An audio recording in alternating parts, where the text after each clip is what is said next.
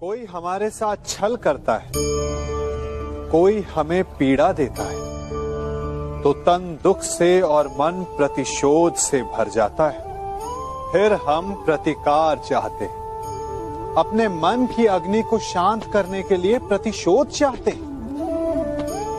और यही हम सबसे बड़ी भूल कर बैठते हैं। तो क्या किया जाए? इसका केवल एक ही उपाय है और वो है क्षमा।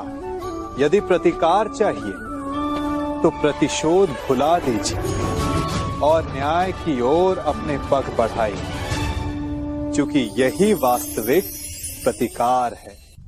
हम अपनी सोच और संसार की मान्यता के अनुसार अपने विचार बनाते हैं। जैसे सत्य कहना धर्म है, असत्य कहना पाप, सहनशीलता धर्म है और क्रोध करना अधर्म, उपकार करना, जीवों पर दया करना धर्म है और निष्ठुर होना अधर्म। परंतु क्या यही सत्य है? क्या कभी कभी परिस्थितियां इन आवेशों को उल्टा नहीं कर देती? करती है। यदि इस संसार में कुछ धर्म है, कुछ पुण्य है, कुछ महान है, तो परिस्थिति के अनुसार चलना। जटायु स्मरण है आप सबको, वो जिन्होंने रावण पर क्रोध किया था, उस पर आक्रमण किया था। उस समय जटायु का क्रोध पाप नहीं था, धर्म था। इसीलिए अंत में उन्हें भगवान राम की गोद मिली।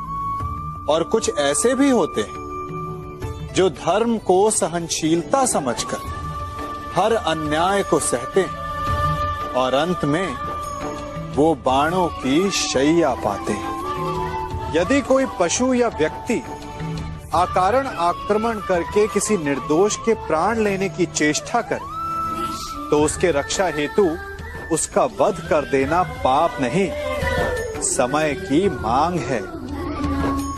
क्योंकि आक्रमण भी आत्मरक्षण ही है। यदि किसी दुष्ट की सहायता करने से सामान्य मनुष्य को कष्ट पहुंचे, पीड़ा पहुंचे, तो उसे सहायता ना देना ही धर्म है। अकारण क्रोध अस्वीकार्य है, परंतु यदि क्रोध से कुछ शुभ पाप बाहुभीत हो, तो क्रोध और दंड भी धर्म ही है। स्वीकारण, सत्य का स्वीकारण मनुष्य के लिए बहुत ही महत्वपूर्ण है। जब तक मनुष्य सत्य को स्वीकार नहीं करता, उसे असत्य से लड़ने की शक्ति प्राप्त नहीं होती। जब आप भोजन करते हैं तो क्या होता है? आपका पेट स्वीकारता है कि वो भर चुका है और आप भोजन करना बंद कर देते हैं। जब आपको निद्रा आती है तो क्या होता है? आपका मन स्वीकारता है कि आपका शरीर थक चुका है और उसे विश्राम की आवश्यकता है। उसी प्रकार जब आपको किसी व्यसन को रोकना हो, तो आपको स्वीकारना पड़ता है कि बहुत हो चुका, चाहे वो लालच हो या मदिरापान। उस व्यसन का त्यागना तभी प्रारंभ होता है जब आप ये स्वीकार कर लेते हैं कि आप उस व्यसन के बंधक हैं।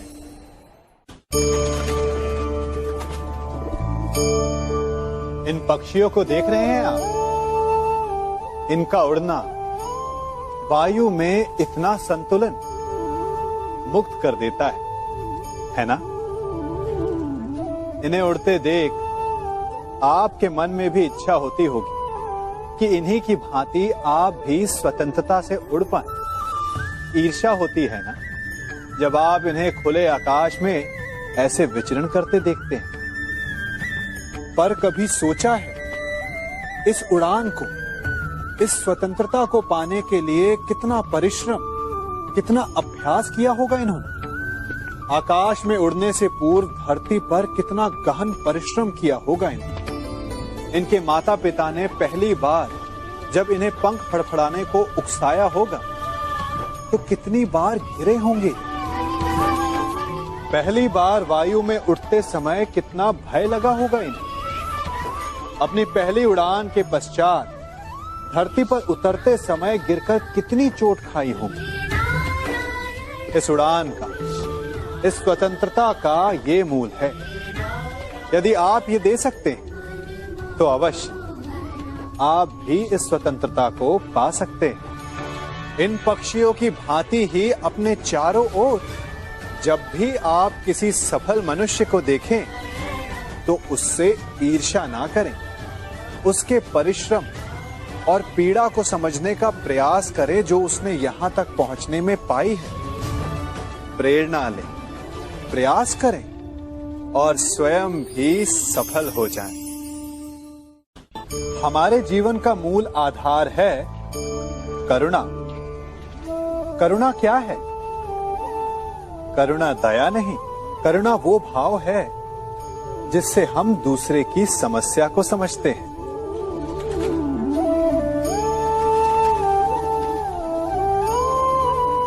उसकी कठिनाई को अनुभव करते हैं।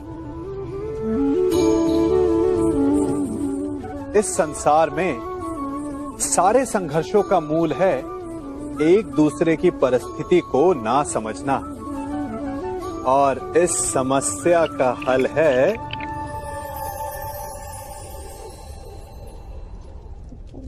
करुणा। करुणा किसी पशु पक्षी के प्रति हो या किसी मनुष्य के प्रति, ये आपके जीवन में कलेश और संघर्ष जैसी भावनाओं को दूर रखती है। और जिस दिन आप दूसरे को करुणा के दृष्टिकोण से देखेंगे, आपको उसकी समस्या समझ आएगी और उसे आपकी, और उस दिन हर संघर्ष का अंत हो जाएगा।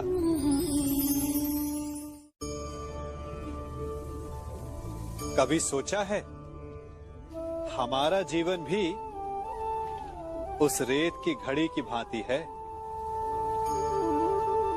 जो रेत नीचे गिर चुकी है वो हमारा अतीत है। जो अब भी ऊपर है वो हमारा आने वाला भविष्य है। और वर्तमान ये संकुचित स्थल है जहां से धीरे धीरे करके रेत गिर रही है। अर्थात हमारे पास जीने के लिए यही एक क्षण है।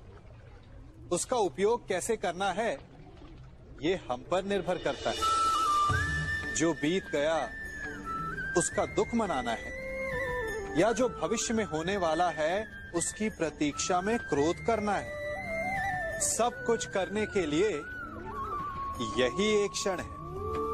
प्रसन्न रहना है तो उसके लिए भी यही एक पल है। प्रतीक्षा करते रहोगे तो ये पल भी भूतकाल में बदल जाएगा। इसलिए आनंद के लिए, परोपकार के लिए प्रतीक्षा ना कीजिए। आपके पास जो पल है उनका भरपूर सदुपयोग कीजिए, क्योंकि इस घड़ी को पलटकर आप फिर से समय अवश्य गिन सकते हैं, परंतु अपना बीता हुआ समय आप वापस नहीं लौटा